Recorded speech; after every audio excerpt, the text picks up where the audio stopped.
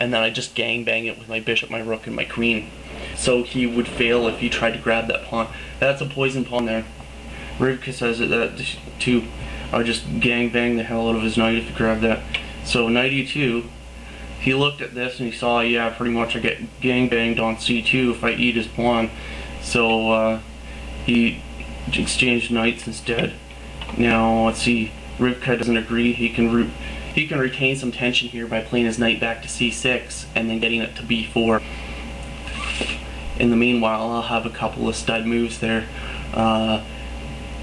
and with the alternative, if I play c3, he'll play e5, and he'll get a pawn center and an open file for his rook to get on first and to probably double up on. So here I could get gangbanged pretty bad if he just plays a solid knight c6, but most players wouldn't see that knight c6 is pretty essential here, but the computer program does. Yeah. So he exchanged knights thinking, oh whatever, it's just gonna end up the game anyway, right? So here I can't exchange the bishops right away. I have to take that knight. I can't exchange the bishops because he gets a Zwischenzug of knight g3, which is pretty fatal because he ends up winning a pawn in the exchange too. So I retake. Here he should just build up pressure with his back rank power here and a strong open file. You know, it gives like little to nothing here for black, but it's like the tiniest advantage, like 0.05 of a pawn to black here. The program application. He plays f6, blunder.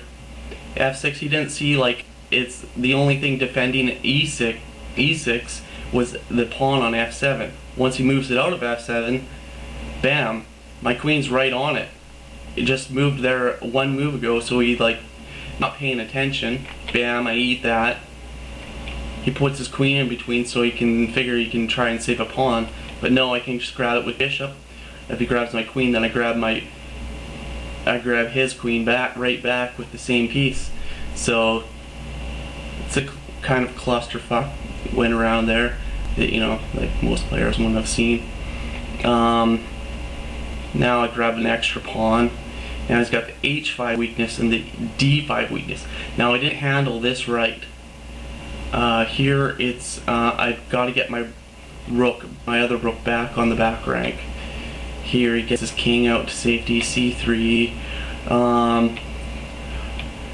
I'm lost for a plan here. I'm like going, what am I doing? What am I doing? I got to get these pawns out or something.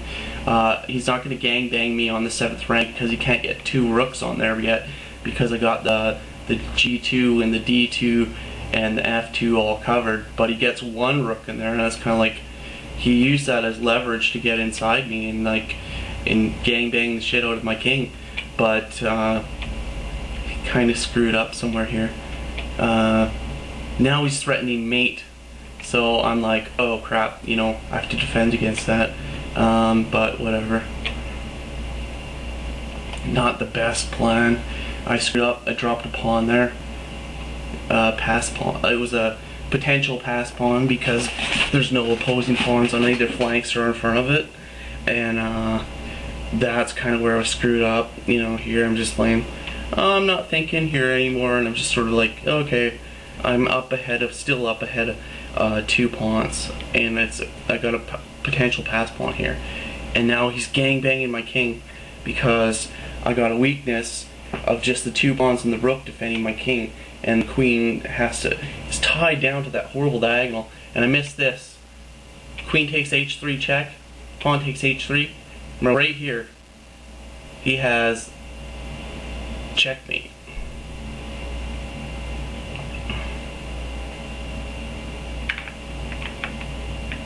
Why isn't it showing it?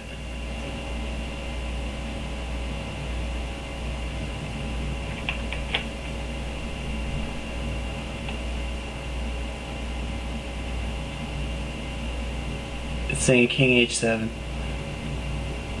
He has mate in 1 right here, and Rivka's not seeing it.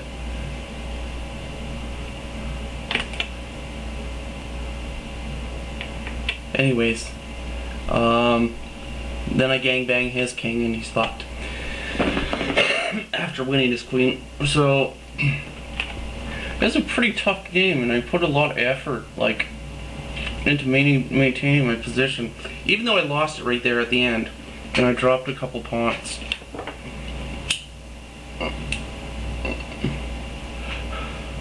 Well,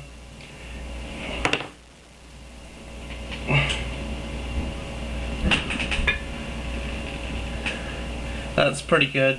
Thanks for, watching. It might not be the best well-played moves in the world, but it was kind of interesting.